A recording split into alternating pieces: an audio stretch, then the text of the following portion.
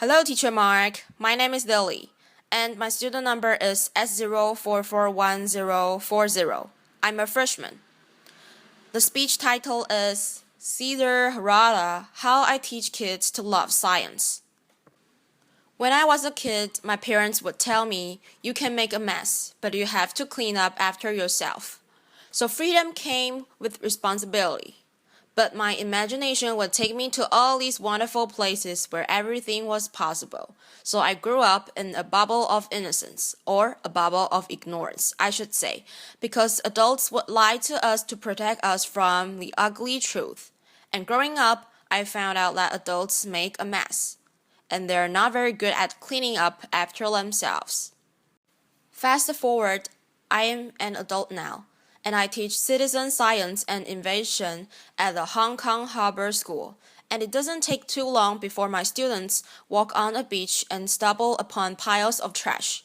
So as a good citizens, we clean up the beaches, and no, he's not drinking alcohol, and if he is, I didn't give it to him. Laughter. And so it's sad to say, but today more than 80% of the oceans have plastic in them. It's a horrifying fact. And in past decades, we've been taking those big ships out in those big nets. And we collect those plastic bits that we look at under a microscope. And we sort them. And then we put this data onto a map. But that takes forever. It's very expensive. And so it's quite risky to take those big boats out. So with my students, ages 6 to 15, we've been dreaming of inventing a better way, so we've transformed our tiny Hong Kong classroom into a workshop. And so we started building this small workbench with different heights, so even really short kids can participate. And let me tell you, kids with power tools are awesome and safe. Laughter. Not really. And so back to plastic, we collect this plastic and we grind it to the size we find it in the ocean, which is very small because it breaks down. And so this is how we work. I let the imaginations of my students run wild. And my job is to try to collect the best of each kid's idea and try to combine it into something that hopefully would work. And so we have agreed that instead of collecting plastic bits, we are going to collect only the data. So we are going to get an image of the plastic with a robot. So robots, kids get very excited. And the next thing we do what we call rapid prototyping. We are so rapid at prototyping that the lunch is still in the lunchbox when we are hacking it. Laughter. And we hack table lamps and webcams into plumbing fixtures, and we assemble that into a floating robot that will be slowly moving through water and through the plastic that we have there. And this is the image that we get in the robot. So we see the plastic pieces floating slowly through the sensor, and the computer on board will process this image and measure the size of each particle, so we have a rough estimate of how much plastic there is in the water. So we documented this invention step by step on the website for inventors called Instructables, in the hope that somebody would make it even better. What was really cool about this project was that the students saw a local problem, and boom, they are trying to immediately address it. I can investigate my local problem. But my students in Hong Kong are hyper-connected kids, and they watch the news, they watch the internet, and they came across this image. This was a kid, probably under 10, cleaning up an oil spill barehanded in the Sundarbans, which is the world's largest mangrove forest in Bangladesh. So they were very shocked because this is the water they drink. This is the water they bathe in. This is the water they fish in. This is the place where they live. And also you can see the water is brown. The mud is brown and oil is brown. So when everything is mixed up, it's really hard to see what's in the water. But there's a technology that's rather simple. That's called spectrometry that allows you to see what's in the water. So we built a rough prototype of a spectrometer, and you can shine light through different substances that produce different spectrums, so that can help you identify what's in the water. So we packed this prototype of a sensor and we shipped it to Bangladesh. So what was cool about this project was that beyond addressing a local problem or looking at a local problem, my students used their empathy and their sense of being creative to help remotely other kids.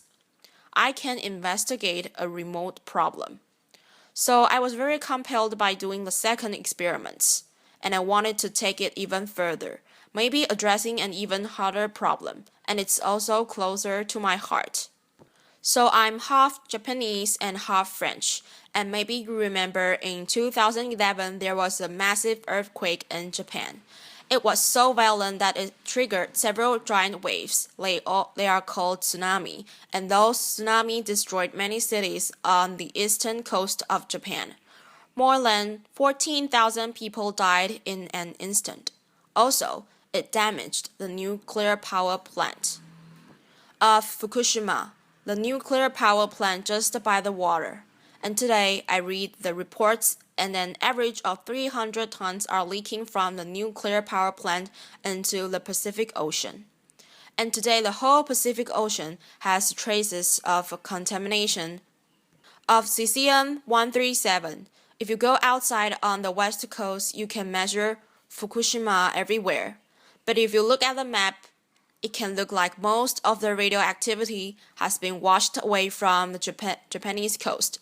And most of it looks like it's safe, it's blue. Well, reality is a bit more complicated than this. So I've been going to Fukushima every year since the accident, and I measure independently and with other scientists on land, in the river. And this time we wanted to take the kids. So of course we didn't take the kids. The parents wouldn't allow that to happen. Laughter. But every night we would report to mission control. Different masks they are wearing. It could look like they didn't take the work seriously, but they really did, because they are going to have to live with radioactivity their whole life. And so what we did with them is that we discussed the data we collected that day and talk about where we should be going next, strategy, itinerary, etc. And to do this, we built a very rough topographical map of the region around the nuclear power plant. And so we built the elevation map. We sprinkled pigments to represent real-time data for radioactivity, and we sprayed water to stimulate the rainfall. And with this, we could see that the radioactive dust was washing from the top of the mountain into the river system and leaking into the ocean.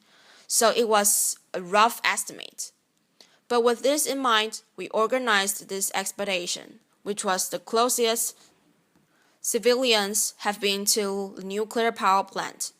We are sailing 1.5 kilometers away from the nuclear power plant. And with the help of the local fishermen, we are collecting sediment from the seabed with a custom sediment sampler we've invented and built. We pack the sediment into small bags. We then dispatch them to hundreds of small bags that we send to different universities, and we produce a map of the seabed radioactivity, especially in estuaries where the fish will reproduce, and I'll hope that we'll have improved the safety of the local fishermen and of your favorite sushi. Laughter. You can see a progression here. We've gone from a local problem to a remote problem to a global problem, and it's been super exciting to work at least different scales with also very simple open source technologies. But at the same time, it's been increasingly frustrating because we have only started to measure the damage that we've done. We haven't even started to try to solve the problems. And so I wonder if we should just take a leap and try to invent better ways to do all these things. And so the classroom started to feel a little bit small. So we found an industrial site in Hong Kong, and we turned it into the largest mega space focused on social and environmental impact. It's in central Hong Kong, and it's a place we can work with wood, metal, chemistry, a bit of biology, a bit of optics, Basically, you can build pretty much everything there, and it's a place where adults and kids can play together. It's a place where kids' dreams can come true, with the help of adults and where adults can be kids again. Student, acceleration, acceleration. Cesar, Harada, we are asking questions such as, can we invent the future of mobility with renewable energy?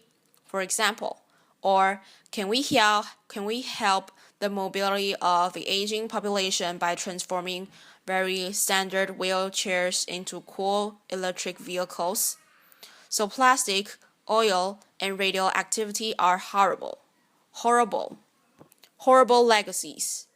But the very worst legacy that we can leave our children is lies. We can no longer afford to shield the kids from the ugly truth because we need their imagination to invent the solutions. So citizen scientists, makers, dreamers, we must prepare the next generation that cares about the environment and people, and that can actually do something about it. Thank you. Applause.